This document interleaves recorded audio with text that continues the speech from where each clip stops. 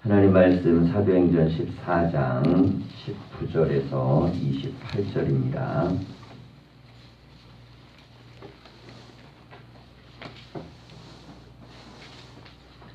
사도행전 14장 19절에서 28절을 교독하겠습니다.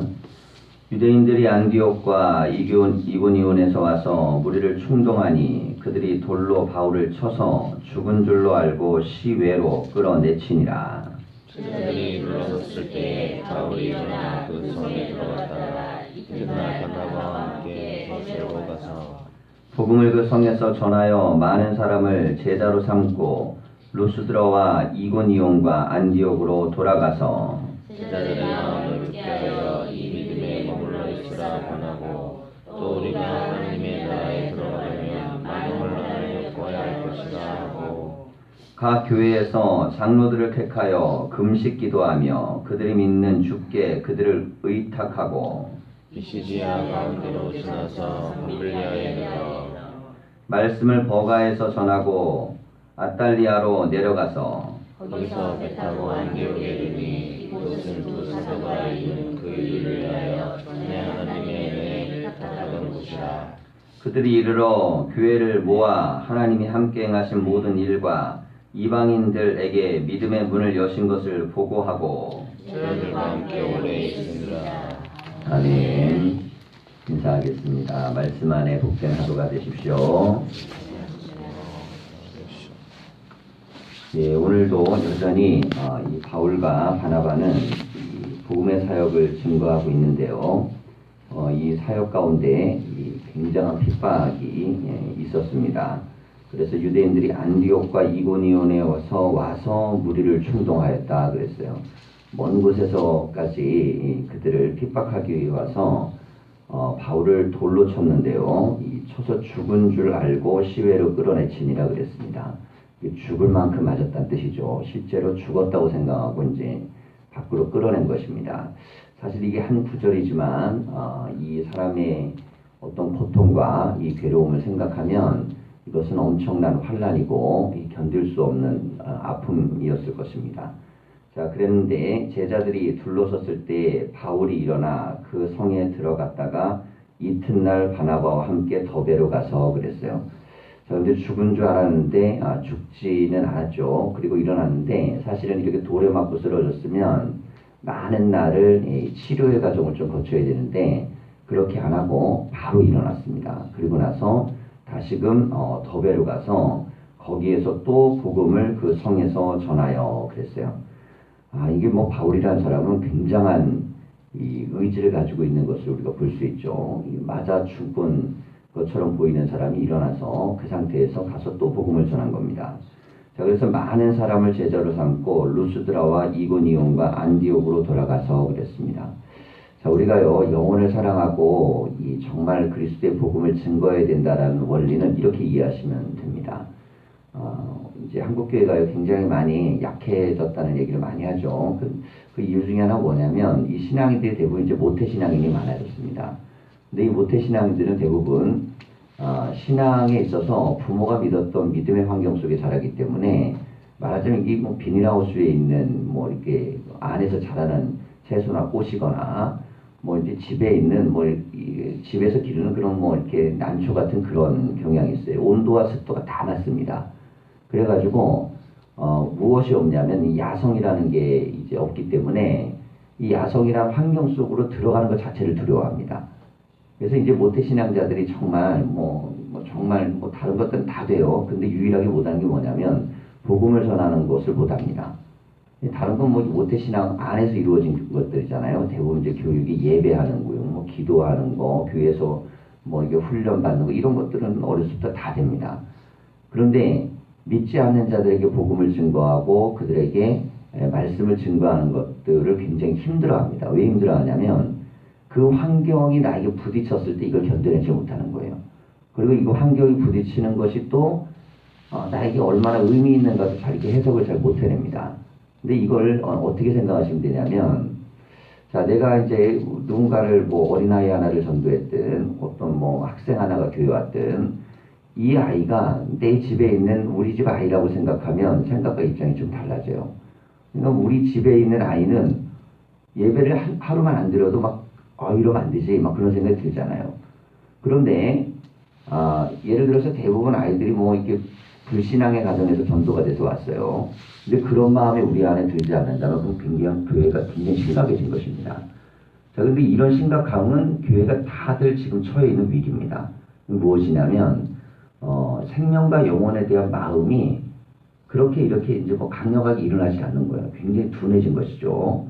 자, 근데 지금 바울을 보면요, 돌에 맞아 쓰러졌는데도 한 사람이라도 더 살려야 된다는 마음으로 일어나가지고 가는 것입니다. 자, 영혼에 대한 마음을 가지고 우리가 이게 전도의 대상자를 정하든 혹은 그를 위해 기도하든 전도하는 모든 행위는 내 가족과 내 자녀라는 생각을 가지고 기도하고 전도하고 양육하고 그리고 그들의 영혼을 돌보려는 마음이 있을 때 영혼도 거기서 살아나는 역사가 있습니다. 자, 교회를 가보세요. 어떤 교회든 간에 교회가 성장하고 부흥하는 교회는 바로 이 능력이 있습니다. 바로 이제 야성을 가지고 있는 것인데요. 어떤 환경 속에서도 생명을 구원해야 된다는 원리가 첫 번째 원리예요. 자, 그 생명은 그리스도의 몸이라고 생각하고 그리고 그 모든 것들이 교회의 가장 중요한 힘이고 가장 중요한 원리입니다. 이게 무너지기 시작하면 교회가 그때부터는 힘이 없어요. 자, 작은 교회나 큰 교회나 뭐 다 똑같이 이 능력들이 굉장히 약해지는데 작은 교회는 뭘 없어서 못합니다. 뭐 돈이 없고 사람이 없고 프로그램이 없고 굉장히 모든 게 열악해요. 그러다 보니까 사람들이 이제 작은 교회나 그런 프로그램과 환경이 안 좋은 데는 오려고 하지 않죠. 자, 이래서 어렵습니다. 근데 큰 교회는 아예 큰 교회 시스템을 유지하는 것으로만 만족합니다. 더 이상 뭐 하지 않아도 돼요. 그러니까 거기엔 사람도 많고 돈도 많고 프로그램도 많고. 자, 그러니까 전체적으로 어떤 현상이 나타나면 영혼을 사랑하고 구원해야 된다는 그 복음에 대한 본질적 능력이 한국교회 전반적으로 교회의 사이즈와 크기와 상관없이 무너져 버렸습니다. 그리고 이것은 직분과도 상관없습니다. 자, 이게 이제 우리에게 되게 비극적인데요. 제가 어제 우리 강사님 오셔갖고 집회하는데 굉장히 충격적인 메시지 듣고, 야, 이게 참 진짜 심각하구나. 이 부산에서 이제 한 달 동안 목사님이 이제 전도에 대한 설교를 했다는 거죠. 그랬더니 예배 인원만 300명이 빠지더라는 거예요. 네. 듣기 싫어가지고 그랬대요. 네. 이게 현실입니다. 그러면 이런 현실이 우리 가운데 있다는 것은 결국 무엇이냐면 내가 있는 삶의 자리에 우리가 정말 예수를 생명을 살리는 구조로 믿느냐. 자, 이게 이제 핵심인데요. 저는 그 능력이 굉장히 약해졌다고 봅니다. 예수가 정말 생명을 살린다고 믿는다면 우리가 이제 성경을 읽어날 때 지금처럼 이 바울의 이야기를 읽으면 그랬구나 하고 읽으면 안 됩니다. 이래야지 하고 읽어야 돼요. 자, 그랬구나 하고 이래야지는 전혀 다른 것입니다. 그랬구나 하는 것은 성경에 대해서 우리가 관찰자가 되는 것이고 이래야지 하는 것은 우리가 하나님의 말씀의 은혜를 체험하는 것입니다. 자, 그런데 이런 역사가 될 수 있는 마음을 갖도록 나에게 맡겨진 양무리와 나에게 소속되어 있는 모든 이들에 대한 마음이 내 안에 그 간절한 마음들이 있어야 됩니다. 영혼을 사랑하는 마음. 그리고 영혼들이 하나님 앞에 나오기를 위하는 그런 절실함들이 정말 우리 안에 있을 때 하나님은 그런 사람에게 사람도 붙여주시고 그런 교회 영혼도 보내시는 거예요. 자, 그리고 그런 교회를 통하여서 하나님은 일하시는 것입니다. 자, 그래서요, 교회는요, 다른 건 다 없어도 됩니다. 돈이 좀 부족해도, 이렇게 건물이 좀 약해도, 모든 것들이 프로그램이 약해도, 영혼과 생명을 살리고자 하는 의지가 있으면 하나님은 거기 역사를 하시게 돼 있어요. 기적과 피부사와 이적은 어디에 일어나냐면, 그것은 바로 영혼과 생명의 사랑을 향하는 갈망입니다. 자, 그런데 이 바울이 얼마나 대단한지, 돌 맞아 죽을 것 같은 상황에서 그 다음날 일어나서 복음을 증거하고 이동합니다. 자, 우리에게 필요한 은혜가 바로 이런 은혜입니다. 자, 은혜를 우리 많이 구하죠. 근데 어제도 말씀드린 것처럼 우리의 은혜가 무슨 조상신 섬기듯이 하나님을 섬기는 그런 자꾸 은혜를 구한단 말이에요. 자, 그런데 우리의 은혜가 거기에만 갇혀 있으면 안 됩니다. 나와 내 가족과 내 문제를 해결하는 것. 그 무당이나 귀신한테만 가도 다 바라는 대로 가면 알려줘요. 네. 어디로 가라, 어떻게 해라, 이사를 언제 해라, 무슨 방법을 써라. 여러분들 우리가 하나님의 말씀을 붙드는 이유는 그런 아주 정말 나 중심적인 이기적인 환경에만 머무는 게 아니고 하나님이 나를 통해서 일하시기를 원하는 하나님의 뜻을 구하기 위함입니다. 이게 하나님의 뜻이 내 안에 들어오는 것이 은혜인데 은혜 중에 가장 큰 은혜는 예수님의 마음으로 생명을 향한 영혼을 구원하고자 하는 마음이 내 안에 일어나는 것입니다. 자, 그런데 300명씩 빠져나가는 교회는 얼마나 많이 모이는 교회겠어요? 엄청나게 많이 있는 교회입니다. 그런데 어떻게든 한번 교회가 좀 변화가 돼갖고 영혼을 살려보고 구원해보려고 메시지를 전했더니 한 달 안에 수백 명의 집회자가 빠져나갔다. 야, 이게 한국의 현실이에요. 그러면 여러분, 그래도 그런 교회는요, 뒷바라지 다 해주는 교회입니다. 데리고 오면 선물도 주고 프로그램도 다 해주고 다 준비하는 교회예요. 자, 그런데 그렇지 않고 뭐 대부분의 교회들은 그런 환경에 못 미치죠. 그래서 대부분의 교회는요, 전도에 대한 설교를 거의 하지 않습니다. 여러분, 이게 설교 메시지들을 뭐 이게 TV에서 나오는 설교를 대부분 많이 들어보세요. 설교학 전도할 때요, 굉장히 중요한 그 설교의 원리 중에 하나가 있어요. 전도에 대한 얘기를 많이 하지 마라. 이게 되게 중요한 설교적 원리 중에 하나입니다. 왜냐하면 스트레스 받는다고. 하지 말라는 거예요. 왜냐하면 스트레스를 받는 이유가 설교를 하는데 안 돼요. 안 되니까 스트레스 받고, 또 안 되는 사람을 갖고 계속 하다 보면 또 그것 때문에 또 스트레스 받고 이런다는 거죠. 여러분, 그래가지고 그걸 비껴 가능한 방법을 좀 많이 씁니다. 그리고 이걸 뭘로 대체하려고 그랬냐면 말씀보다는 될 수 있는 대로 프로그램으로 대체를 많이 하려고 돌렸어요. 자, 그런데 문제는 뭐냐면 복음이 여러분 능력이 상실되기 시작하면 다른 무엇으로도 그거를 대체할 수 없습니다. 절대로 안 되게 돼 있어요. 자, 이제 교회들마다요, 점점 더 없애는 프로그램 중에 하나가 뭐냐면 총동원주일 같은 거 많이 없앱니다. 왜냐면 해도 안 되니까. 이거 뭐 1년에 한 번이라도 어떻게 해보려고 했는데, 이제 뭐 그만큼 안 됩니다. 예전에 뭐 총동원주일 처음 시작할 때는 교인이 뭐 한 사람이 한 명 전도하면 정말 배가 와가지고, 이게 막 사람들 이게 참여도 하고 그랬는데, 그 다음 주에 다 빠져나가요. 이게 왜 그런가 봤더니, 다른 교회 교인들을 80%, 90% 이상 데리고 오는 거예요. 우선은 데리고 와야 되니까. 그러니까 이 영혼을 살려야 된다는 마음이 있는 게 아니고 그냥 사람들을 데려다 놓지 않으면 안 된다는 강박관념이 결국 그들을 그렇게 만들어버린 겁니다. 시간이 지나다 보니까 그런 것들이 어떤 결과를 낳아버리는 부작용을 만들어버렸어요. 자, 본질적으로 내가 왜 교회에서 나에게 주어진 직분이 나에게 존재하는가, 가장 중요한 거는 생명을 살리고 구원하는 것이라는 게 이게 우리 안에 철저하게 우리 안에 유전자처럼 들어가 있어야 됩니다. 자, 그런데 모태신앙이요, 다른 건 다 들어오는데 이것만 떨어져 나가요. 그리고 어려서부터 신앙생활한 사람들에게는 어떤 능력이 자꾸 약화되냐면, 누군가를 전도해야 된다 그러면 아유, 그 사람 왜 불편하게 그러냐고. 왜 그런 줄 아세요? 자기가 어려서부터 신앙생활하는 게 불편하게 많았던 거예요. 교회 가기 싫은데 가자 그러지, 예배하기 싫은데 오라 그러지. 그러니까 자꾸 어떤 생각을 하게 되냐면 교회에 대한 그런 경험들이 머릿속과 가슴속에 남아있는 겁니다. 그런데 이 바울처럼요, 고난과 핍박과 환난을 받으면서도 그리스도를 전했던 사람들의 입장에서는 이게 좀 환경이 다른 거예요. 이제 믿음이 없던 가정에 살았다가 박해를 받다가 믿음을 갖는 사람들, 혹은 믿음이 없다가 신앙을 갖는 사람이 훨씬 전도를 잘합니다. 왜 그러면 그런 사람은 교회 자체가 좋아요. 자, 그러면 그땐 이렇게 얘기해요. 자, 원래 이제 믿음 생활을 했던 사람들은 이렇게 얘기하면, 하나님 믿는 거지 목사 보고 교회 다니는 거야? 그런데요, 박해받다가 교회 다니는 사람은 그렇지가 않아요. 교회에 오는데 사람들이 좋아서 옵니다. 왜 그러면 그 사람들은 세상이 줄 수 없는 사람을 교회에서 만나기 때문입니다. 그러니까 이게 사람들에 대한 고백 자체가 다릅니다. 박해와 환난과 어려움을 갖고 있는 사람들은 신앙이 관념적이지 않아요. 그들은 딱 들어오면요, 모든 것들이 현실적입니다. 뭐 교회 안에 있는 사람들이 이 얘기 저 얘기 별의별 얘기를 다 해도 자기들은 생명 걸고 하나님 믿게 됐고, 그리고 어떤 굉장한 어려움과 고통을 뚫고 주님께 나오기 때문에 그의 생각과 믿음에 대한 건요, 반드시 뭘 구하냐면 하나님의 축복을 구합니다. 표적과 이사를 구해요. 왜? 이게 없으면 살 수가 없기 때문에. 여러분, 그러니까 우리가 신앙의 환경 속에서 내가 처해져 있는 삶의 자리를 잘 보셔야 됩니다. 나는 지금 무엇은 잘 되는데 무엇은 안 되고 있는가. 교인들이 대부분 겪고 있는 삶에 대한 뭐 이렇게 중직들도 대부분 고민들을 보면요, 다 개인 문제입니다.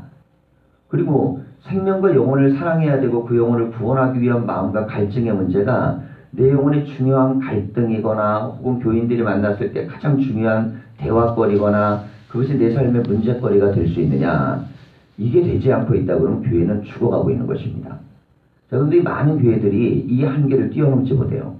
자, 그래서 우리는요, 이 40일의 기도 동안 우리 이 구조적으로 갖고 있는 이 한계들을 뛰어넘기를 위해 그 은혜를 달라고 우리는 기도를 많이 하셔야 됩니다.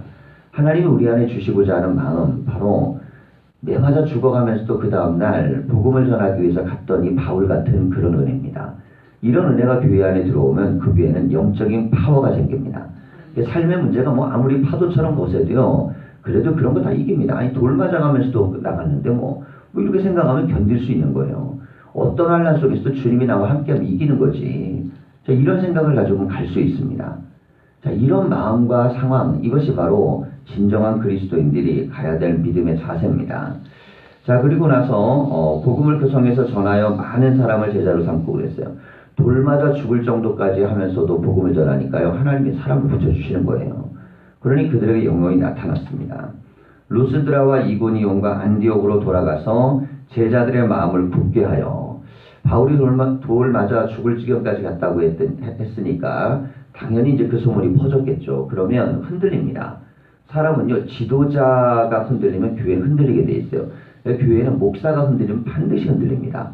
이건 뭐 어김없습니다. 이게 목사가 흔들려갖고 안 흔들리는 교회는 없어요. 이게 목사가 마음이 떴다, 그럼 흔들립니다. 뭐 하물며 전도사도 나 이제 나 교회 사회 별로 재미없어, 생각이 한 번만 들어가잖아요. 그 교회 애들 절대로 은혜 못 받습니다. 그리고 전도요, 되지도 않습니다. 들어와도 정착 절대 안 됩니다. 왜? 마귀는요, 생명을 사랑하는 마음을 흔들어 놓는 걸로 하늘의 문을 닫아버리는 거예요. 하늘의 문이 닫혀버리면 그때부터 은혜는 내려오지 않습니다. 자, 교회에서 뭐 인도자가 속해에 대한 그 마음이 없어요. 인도를 하면서도 우리 속에 왜 이런 사람들만 붙여줬나 몰라. 절대로 그 속에 은혜가 나타나지 않습니다. 자, 여러분, 어느 곳에 가든지 간에요, 하나님께서 나에게 맡겨져 있는 삶의 자리가 하나님이 나를 통하여 쓰신다는 그 믿음의 고백이 없으면 그 사람은 어디 가도 안 됩니다. 절대 안 돼요. 그저 천국 들어가기 전까지는 세상 어느 곳에도 역사가 나타나지 않습니다. 자, 왜 그러냐면 하나님은요, 하나님이 나를 어느 곳에서든 쓰신다는 믿음의 고백이 있는 사람을 통해 쓰시는 것이지, 그 마음이 없는 사람은요, 쓰질 않습니다. 그래서 마귀는 뭘 흔들어 놓냐면 사명감을 흔들어 버리는 거예요. 사명감을 두 가지로 흔듭니다. 장소를 옮겨버려요. 야, 여기서 아니야. 사명 여기서 있는 거 아니야. 나중에. 야, 속해. 지금 이속 아니야. 나중에 좋은 사람들 만나면 잘하면 되지. 시간을 바꿔버려요. 여기서 아니야. 나중에 잘하면 돼. 여러분, 하나님의 말씀과 사명과 능력이라는 게 시간과 장소가 어떻게 미래로 바뀌겠고 장소가 옮겨지겠습니까? 여러분, 지옥에 내려가서라도 복음을 전할 이 자세가 돼 있어야 영혼의 능력이 나타나는 거예요. 그리고 그 자리에서만 하나님이 역사하시는 거지, 하나님의 역사가 내 마음과 내가 원하는 대로 역사하시는 게 아닙니다. 하나님이 내 시간표대로 역사하는 게 아니에요. 나 오늘 기분 나쁘니까 내일 기분 좋을 때 하나님이 역사하셔야지. 내가 오늘은 마음 상태가 안 좋으니까 내일 마음 상태 좋을 때 역사하셔야지. 여러분, 하나님의 나라와 뜻은요, 그런 것이 아닙니다. 하나님의 역사는 지금 이 자리에서 여기에 임하시는 거예요. 그래서 언제나 기도할 때 이런 마음을 가지고 기도하세요. 하나님, 내가 오늘 하나님을 전하는 한 사람이 되게 해주십시오. 하나님, 내가 있는 이 자리가 하나님이 나를 쓰시는 자리가 되게 해주십시오. 이 믿음이 무너지면요, 다 무너집니다. 제가 비극으로 생각하는 건 뭐냐면, 한국교회 많은 목회자들이요, 떠날 생각을 많이 하고 살아갑니다, 대부분. 물론 이게 참 비극인데요. 물론 이제 때가 돼가지고 목회자를 옮겨야 되고 이럴 때도 있지만, 어느 정도는요, 대부분 뭘 꿈꾸냐면, 이 떠나야 된다는 생각이 딱 들어가서 조금 있다 보면 떠나야 된다는 생각부터 해요. 근데 이게 개척교회 하면요, 개척교회 떠나야지 생각하고, 조금 더 있다가 하면 또 거기서 또 떠나야지 생각하고, 있다 보면 또 떠나야지 생각합니다. 근데 그 생각이 들어오는 순간부터 교회는 멈춰버립니다. 근데 교인들은 너무 좋아해요. 왜? 스트레스를 안 받으니까. 교인들도 안 그래도 전도 스트레스 이런 거 많은데, 이거 떠나려는 마음이 있는 사람은 절대 복음의 능력에 대한 메시지를 전하지 않습니다. 자, 그런데 바울을 보세요. 떠나는 그 순간 어느 자리에 갈 때도 마지막 순간까지 이 사람도 항상 떠나는 사람이잖아요. 그런데도 떠나는 게 주님이 시켜서 장소만 옮기는 거지 사명이 떠나진 않아요. 자, 그런데 우리는 사명이 떠나버려요. 이게 다들 그렇습니다. 직분을 맡아도 그렇고 사역자들도 그렇고, 이게 한국교회는 전체적으로 어디에 머물러 버렸냐면 잘 되면서 무너진 게 한국교회입니다.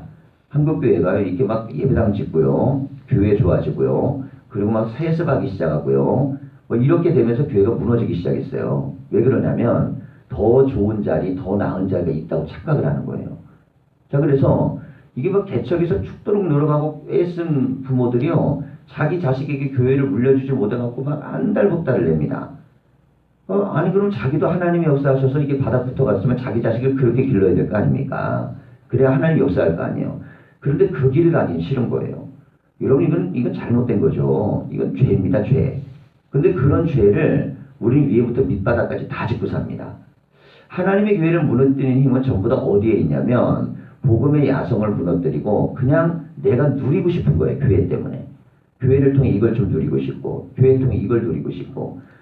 여러분 교회는요 우리가 누리는 것이 아니고 교회는 하나님께서 우리에게 주신 이 능력을 가지고 생명을 살리는 그런 전투의 현장을 나가는 군인처럼 우리가 자꾸 길러져야 됩니다. 그렇게 되도록 나를 위해 기도하고 우리 교회가 그런 교회가 되고 내 삶이 그렇게 되도록 나를 바꿔내셔야 돼요. 자, 그런 교회가 될 때 세상 구원받을 사람들이 얼마나 많습니까? 예수 믿어야 될 사람들이 얼마나 많고 변화되어야 될 사람들이 얼마나 많아요.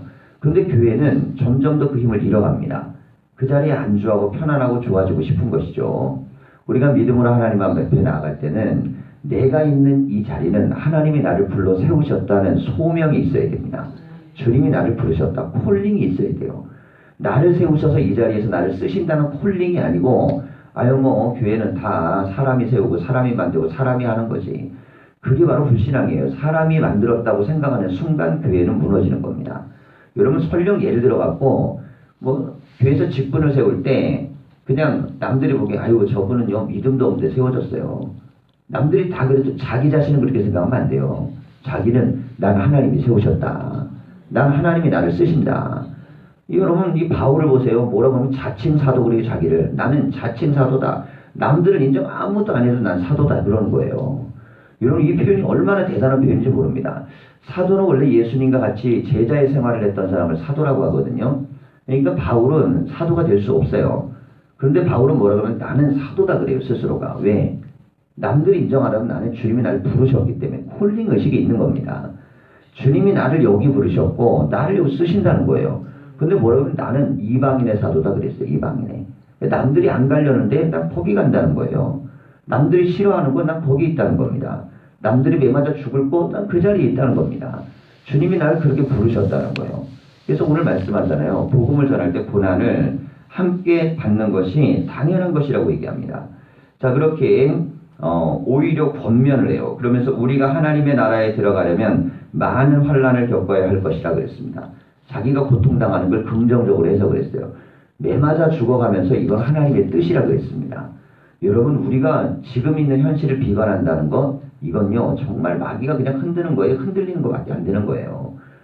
뭘 이렇게 대단하게 우리가 힘들고 어렵다고 뭘 이렇게 고난을 엄청나게 당한다고 우리가 뭐 엄청난 일을 당했다고 그걸 가지고 우리가 흔들리겠습니까? 여러분 우리가 정말 복음을 위해 한 번이라도 흔들려 보신 적이 있으세요?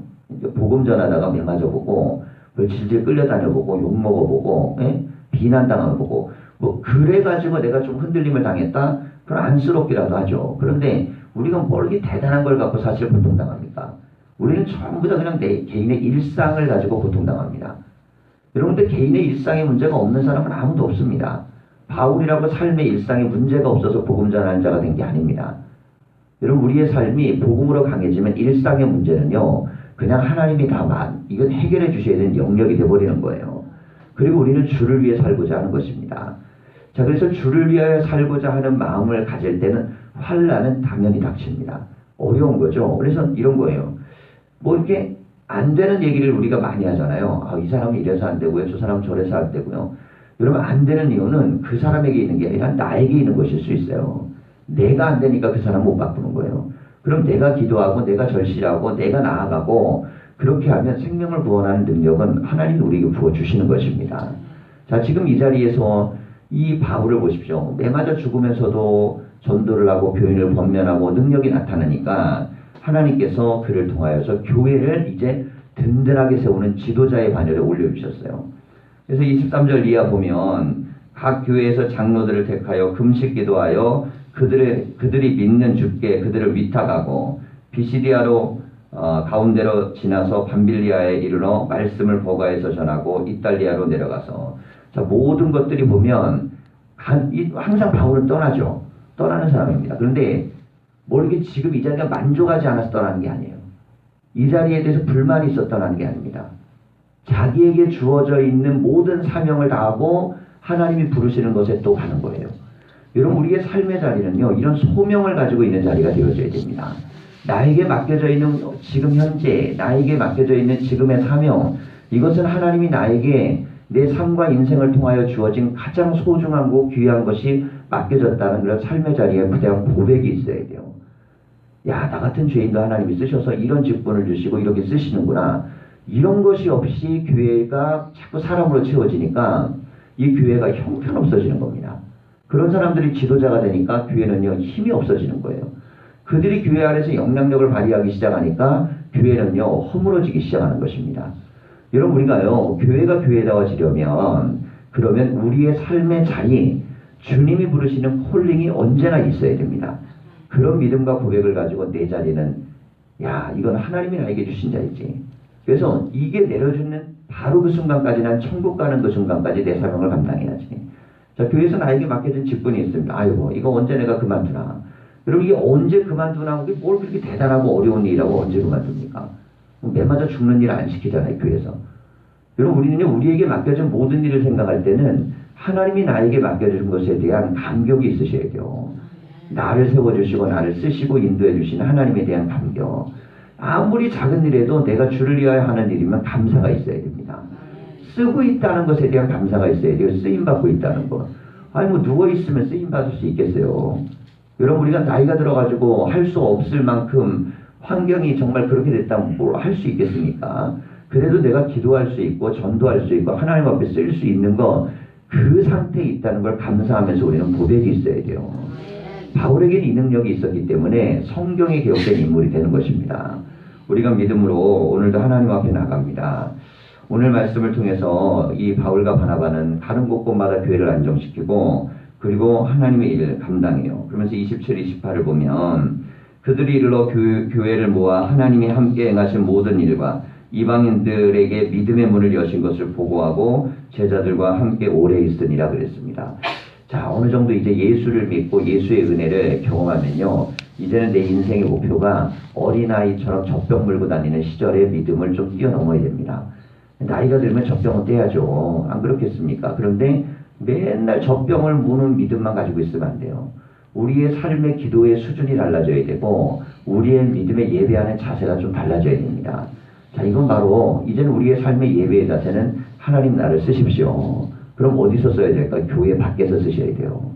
교회 밖에서 쓰셔서 어느 곳에 이르든 교회 밖에 있는 사람들을 쓰고 만들어내고 그리고 그들의 영혼 한 사람 한 사람들이 주님께 올 수 있도록 우리는 그 사명들을 우리가 받은 것입니다. 그래서 우리의 마음이 이런 마음이 들어야 돼요. 야, 내가 알고 있는 아이들 중에 예배 사람들 친구들 중에 믿는 사람과 믿지 않는 사람 얼마나 많은가. 구별해 보세요. 믿는 사람은 그 교회 잘 다니라 그러고 믿지 않는 사람을 위해 기도하기 시작해 보십시오. 하나님께서요, 그 사람들을 나를 통해 역사하시는 거예요. 그리고 그들에게 내가 만났을 때, 야, 지겨워 교회 얘기하지 마. 할 정도까지 교회 얘기할 줄 알아야 돼요. 그렇게 얘기하던 사람 중에 한 사람 걸리는 거고, 그 사람들 중에 변화되는 사람 나타나는 거고, 그들 중에 전도되는 사람이 나타나는 것이에요. 아이들을 교육하고 양육할 때도 마찬가지입니다. 신앙과 믿음의 교육을 받기 좋아하는 애들이 어떤 애들이 있어요? 아무도 안 좋아하죠. 그런데 능력이 있으면 바꾸는 거예요. 능력이 바꾸는 거고 말씀의 생명을 살리는 것입니다. 하나님의 말씀이 내 안에 강력하면 이 말씀은 반드시 들어야 돼. 이 말씀은 저 아이가 들어야 되고 이 말씀은 이 내용은 저 아이가 들어 구원을 받아야 되고 은혜를 받아야 되고, 여러분 이 마음이 내 영혼과 심령 안에 가득하면 배려라는 말로 쓸데없이 그걸 갖고 영혼을 포기하지 않습니다. 영혼을 포기하는 건 배려가 아니에요. 그건 죄 짓는 것입니다. 생명과 능력에 대한 건요, 내 안에 확신과 눈물과 기도가 있어야 돼요. 그럴 때 생명이 살고 구원을 받는 것입니다. 바울이요, 복음을 전할 때 듣기 싫어하는 사람들 너무너무 많았습니다. 돌 던지면서 죽이려고 하는 사람까지 있었어요. 그래도 그 복음을 포기하지 않습니다.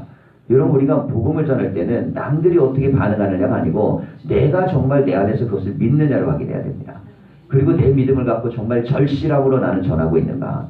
하물며 교회 안에 있는 사람에게도 못하면 교회 밖에 있는 사람은 어떻게 하겠어요? 우리에게 이 믿음을 달라는 것, 이게 바로 우리에게 주어져야 될 은혜입니다.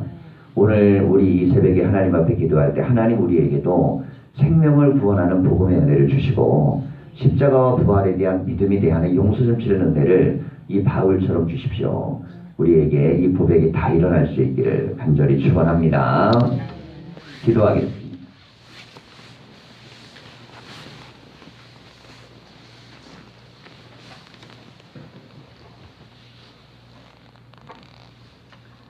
사랑의 하나님,